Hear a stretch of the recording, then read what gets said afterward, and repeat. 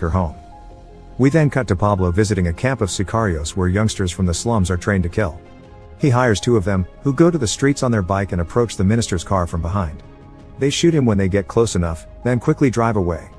Virginia's show is interrupted so she can tell the nation about the news of the minister's death. While Victoria watches the show and cries, Virginia explains the president activates the extradition agreement and Pablo decides to take his business to Panama. It is now 1984. In Panama, the cartel has a meeting with an ex-president sent by the government to negotiate. Pablo accepts to pay taxes and take some money to the USA in exchange for not being extradited to another country. The ex-president tells him he can't remove the treaty without talking to the Americans. Pablo replies he better finds a way to do it or there'll be war. Things get worse from then on. Pablo couldn't keep his promise and his son is born outside Colombia. The editor that published his past gets killed and Virginia has started to get threats on the phone and being followed.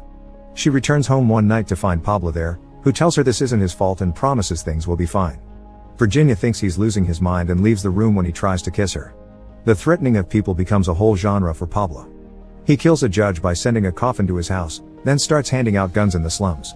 He'll pay people for every cop they kill. The higher the rank, the better the money. Death is everywhere now, officers keep getting killed by the second, so they decide to strike back by shooting 10 teenagers from the slums for every murdered cop. The Colombian government ends up creating a special unit exclusively to deal with Pablo, so the DEA sends Shepard to check out the unit's facilities. Since the extradition treaty isn't working, the Americans are coming to catch him themselves. They install a whole system to track phone calls and pinpoint Pablo, but the people from the slums trick them by calling all at the same time from different locations. Back to Virginia, we find her at the TV studio talking to her boss, who's fired her and replaced her with someone younger. No matter how many times he denies it, Virginia is sure this happened because of her connection to Pablo.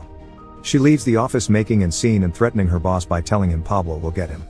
When she's out of the building, she finds Shepard